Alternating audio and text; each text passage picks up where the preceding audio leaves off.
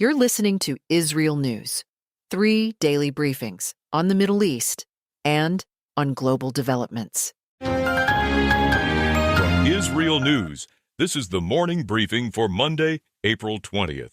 2 days before the ceasefire is set to expire, Iran is preparing for the possibility that the fighting could resume. Reports in media aligned with the regime say Tehran sees American military moves in the region and believes the chances of renewed war may now be greater than the chances of real progress in negotiations. Iranian officials say major disputes with the United States remain unresolved. A senior Iranian official says the gaps over the nuclear issue have not narrowed. Iran says its defense capabilities, including its missile program, are not open for negotiation. Iran's foreign ministry is also pushing back on reports about enriched uranium. A spokesman says the transfer of Iran's stockpiles of enriched uranium never came up in the talks, and insists Tehran is determined to keep its nuclear achievements on its own soil. At the same time, reports say Iran may be willing to discuss a temporary halt to higher-level uranium enrichment and may consider transferring enriched material to a friendly country such as China or Russia as a deposit. But there is still no agreement. One of the biggest disputes appears to center on the length of any freeze. Reports say the United States wants Iran to stop uranium enrichment for at least 20 years. Iran is said to be willing to discuss only a much shorter period. There are also disputes over shipping and the Strait of Hormuz. Iran says the current situation remains a war environment and that one-sided normalization of shipping is not possible. Tehran says it is drafting new security protocols for future maritime safety. At the same time, more than 20 ships are reported to have crossed the Strait of Hormuz on Saturday, the highest number since the start of March. Reuters also reports that Pakistan's army chief told President Trump that the American naval blockade of Iran is an obstacle to diplomacy, and that Trump said he would consider that advice. New images from the U.S. military show Marines boarding the Iranian cargo ship Touska after it allegedly tried to violate the blockade.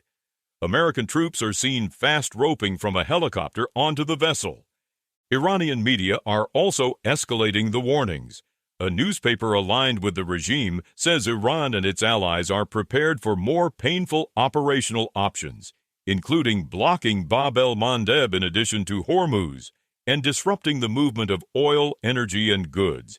In another development, Israeli Foreign Minister Gideon Sa'ar says Iran made 2 attempts to attack Israeli diplomats in the United Arab Emirates. He says one involved an explosive drone and the other a separate cell. Both attempts were foiled, and some non-essential staff were evacuated.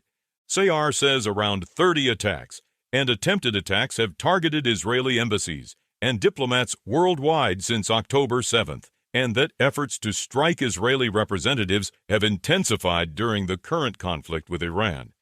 There is also fallout from a separate incident in southern Lebanon. Prime Minister Benjamin Netanyahu and Foreign Minister Sa'ar are apologizing after an Israeli soldier was seen vandalizing a statue of Jesus in a Christian village.